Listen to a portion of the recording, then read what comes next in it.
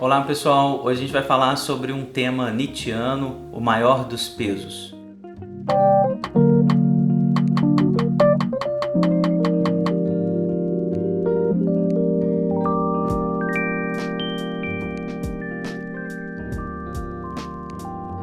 O Nietzsche na Gaia Ciência, no aforismo 341, esse livro aqui, eu estou lendo a edição da Companhia das Letras, traduzido pelo professor Paulo César de Souza. O Nietzsche, nesse aforismo 341, ele vai fazer uma metáfora do eterno retorno, é uma metáfora importante que aparece na obra dele, no Zaratustra principalmente, mas aqui nesse aforismo parece que tem um resumo muito bom. Eu queria saber qual interpretação a psicanálise poderia fazer desse tipo de leitura que o Nietzsche está fazendo sobre a vida, sobre o desejo, se isso se articula com o que a psicanálise tem falado sobre o desejo, tem falado sobre a realização de desejo, o que é a condução da vida a partir da realização de desejo, tal como descrita principalmente no pensamento do Freud. Vamos ler o aforismo junto aqui para vocês verem o peso, né? Que peso que é esse que o Nietzsche está apontando. Então, chama o maior dos pesos, o aforismo 341, de Gaia Ciência. E se um dia ou uma noite um demônio lhe aparecesse furtivamente em sua mais desolada solidão e dissesse: essa vida, como você a está vivendo e já viveu, você terá de viver mais uma vez e por incontáveis vezes, e nada haverá de novo nela. Mas cada dor e cada prazer e cada suspiro e pensamento e tudo que é inefavelmente grande e pequeno em sua vida terão de lhe suceder novamente. Tudo na mesma sequência e ordem. E assim também essa aranha e esse luar entre as árvores e também esse instante e eu mesmo. A perene ampulheta do existir será sempre virada novamente e você com ela, partícula de poeira. Você não se prostraria e rangeria os dentes e amaldiçoaria o demônio que assim falou? Ou você já experimentou um instante imenso no qual lhe responderia: você é um Deus e jamais ouvi coisa tão divina? Se esse pensamento tomasse conta de você, tal como você é, ele o transformaria e o esmagaria talvez. A questão em tudo e em cada coisa, você quer isso mais uma vez e por incontáveis vezes? Pesaria sobre os seus atos como o maior dos pesos? Ou o quanto você teria de estar bem consigo mesmo e com a vida para não desejar nada além dessa última, eterna confirmação e chancela? Esse aforismo do Nietzsche então está dizendo aqui, eu queria grifar, que esse demônio, iria aparecer na mais desolada solidão, ou seja, é um demônio que aparece exclusivamente para a gente, para o sujeito, é uma questão individual, singular, que vai nos questionar de forma bem enfática. Você viveria a sua vida 1000 vezes, repetidas vezes, a mesma vida, sem mudar nenhuma vírgula? O que a gente deve responder para esse demônio? Que a gente vai querer viver a mesma vida 1000 vezes sem repetir, ou que não, a gente sempre mudaria, sempre repararia, etc. O Nietzsche, óbvio, me dá a sensação de estar dizendo pra gente: olha, viva a sua vida de tal maneira que você possa responder sim a esse demônio, ao eterno retorno, que isso nos obrigaria, portanto, a viver a vida de maneira a tomar as decisões de tal forma que a gente não se arrependa delas, tomar a melhor decisão possível sempre, todo o tempo, de tal maneira que a gente seja pleno, que a gente viva a vida verdadeiramente, na nossa própria pele, que a gente não se arrependa, seja de fazer ou, principalmente, de não fazer aquilo que a gente quer.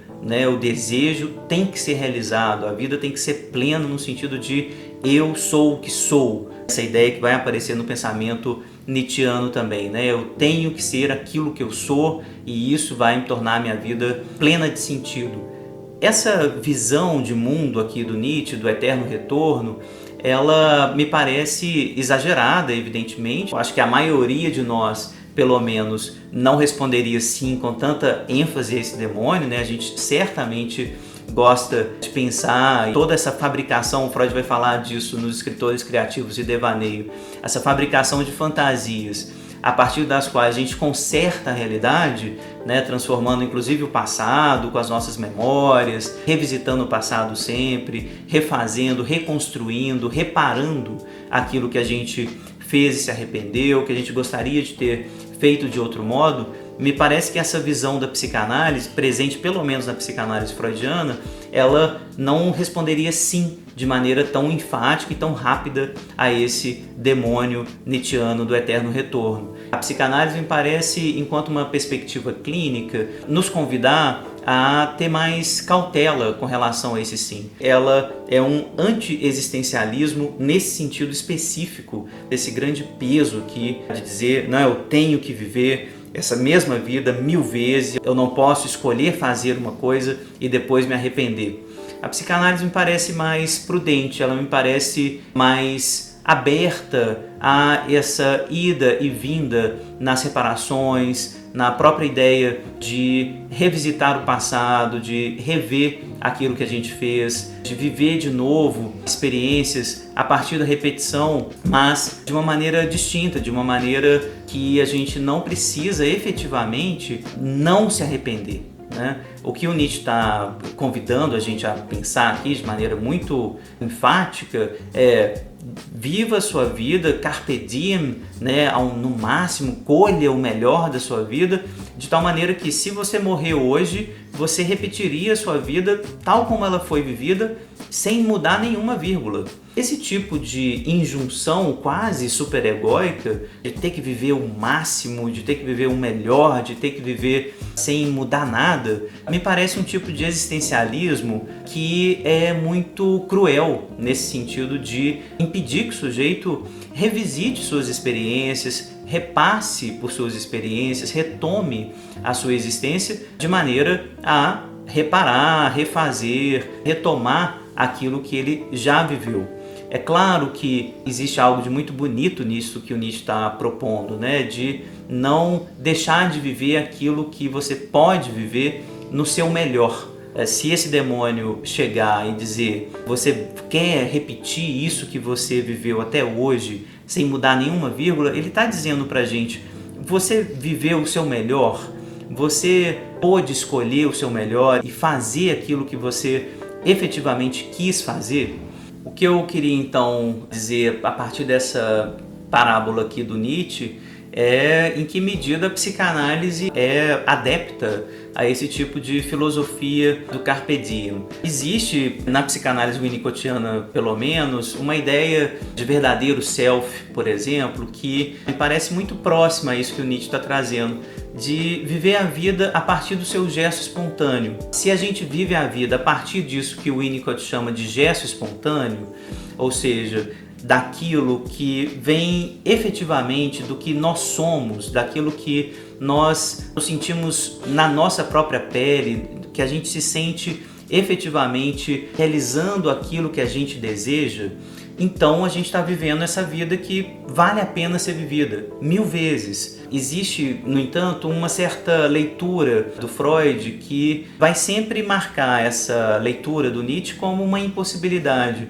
O eu está sempre marcado pelo recalcamento, pela defesa. A vida a partir da psicanálise é uma vida marcada pela defesa. Nesse sentido, o desejo ele nunca vai poder ser realizado plenamente, né? Esse gesto espontâneo, por assim dizer, que está presente no Winnicott, talvez ele nunca pareça pleno, porque ele está sempre marcado pelo recalcamento originário. Nesse sentido, a vida poderia ser sempre vivida de outro modo. O desejo ele encontra meios de representação que são sempre substitutivos. O desejo ele nunca se apresenta tal como ele é para a psicanálise, né? O desejo ele sempre se realiza substituído, representado por outra coisa. Nesse sentido, ele poderia ter sido outro ao longo da nossa existência. Ele nunca é pleno.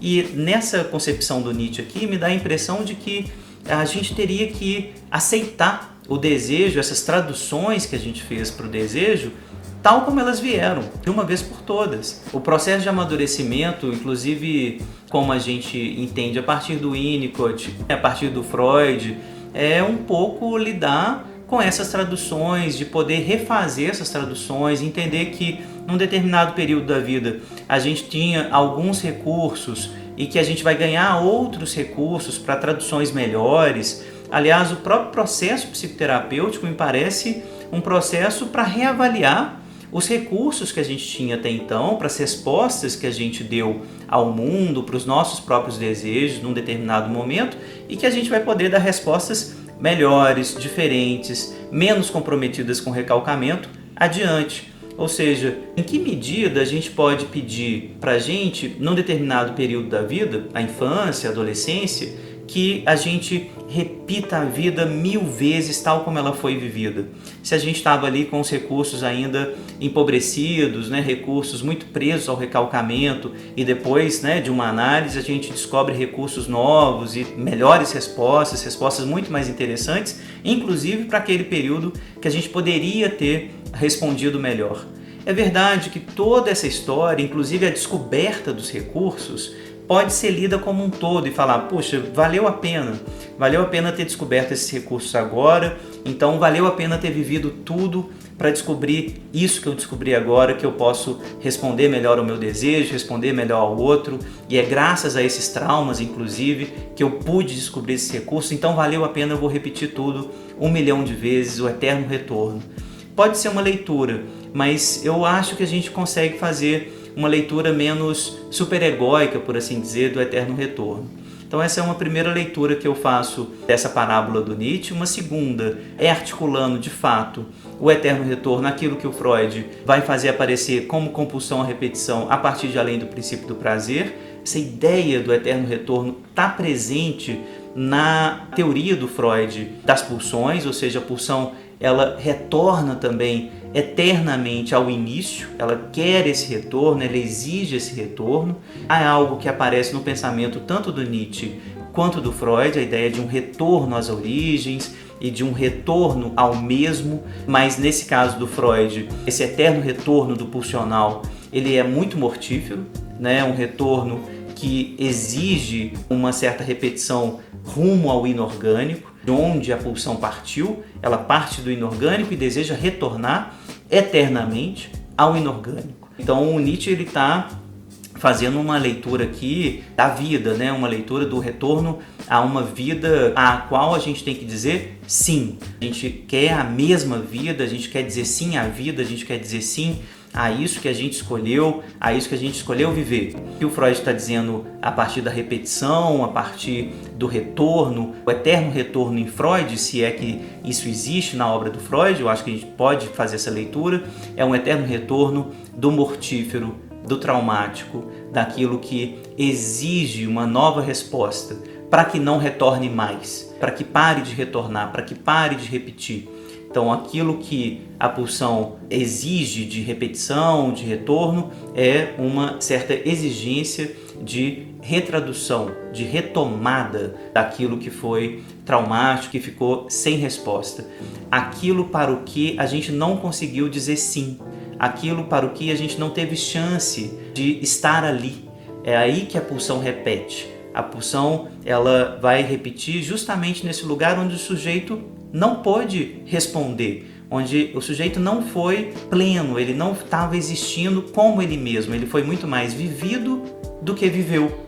Dizer sim também a essas experiências, as experiências do inconsciente, as experiências pelas quais a gente passa e que a gente não está lá de fato, também é parte do processo psicanalítico. Assumir responsabilidade pelo seu próprio inconsciente, pelo seu próprio desejo, pelo pulsional. Isso também é parte do processo psicanalítico, mas mais uma vez eu acho que dizer sim ao inconsciente, dizer sim a essas experiências nas quais a gente é mais vivido do que vive, merece um certo tipo de matiz, que não é um sim que a gente tenha que dizer tão pleno assim, já que a gente não tinha recurso na época para dizer esse sim completo, justamente porque a gente estava muito recalcado, a gente estava preso ao recalcamento, a gente estava preso a defesas que hoje não fazem mais sentido.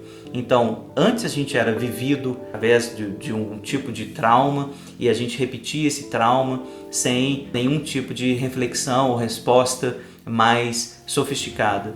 Depois, a gente pode sofisticar melhor as respostas, ao traumático e dizer de uma outra forma, responder de outra forma ao traumático. E isso exige um trabalho de diferenciação que torna essa resposta melhor do que era antes. O tanto que a vivência do traumático possibilita a fabricação de respostas melhores, né? A gente aprende com o sofrimento, que aliás é uma ideia muito nietzschiana, né? O sofrimento acaba ensinando para a gente a viver melhor, a ficar mais forte, etc.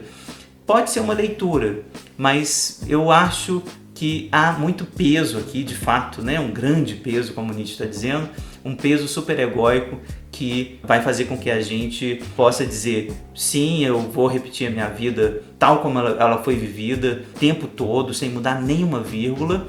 E isso vai me dizer tanto que eu tenho que me preocupar comigo mesmo, tanto que eu tenho que cuidar de mim, fazer as coisas como eu acho que elas devem ser feitas.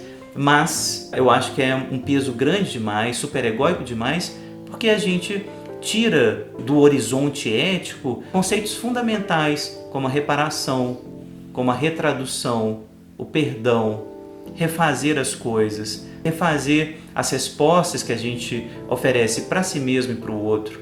Me parece que esse tipo de eterno retorno proposto pelo Nietzsche é muito inflexível nesse sentido de um retorno no tempo, no sentido da reparação, do perdão, e talvez a gente precise de mais tempo para viver. A vida não pode ser vivida nesse sentido de uma vez por todas, né? Como se a gente tivesse apenas uma chance para responder ao desejo, apenas uma chance para aprender a viver. Me parece que a psicanálise ela é mais aberta, mais flexível com relação a esse demônio que exigiria essa resposta tão enfática, tão inflexível.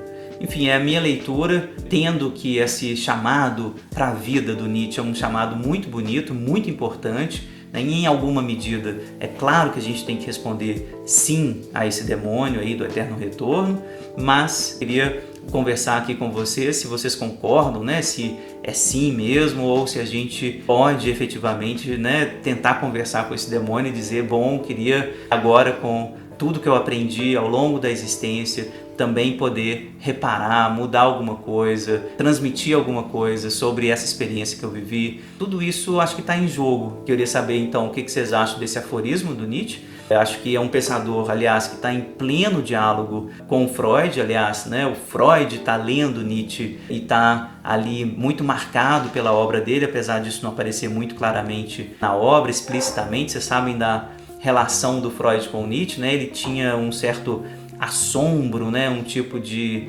tormento de ser influenciado demais pelo Nietzsche, né? Eles pensavam muito próximos, e acho que essa lógica aqui do eterno retorno merece uma reflexão conjunta. Me digam aí o que vocês acham. Se vocês gostaram, compartilhem o vídeo, curtam, se inscrevam no canal, transmitam aí a quem possa se interessar pela psicanálise. Até lá!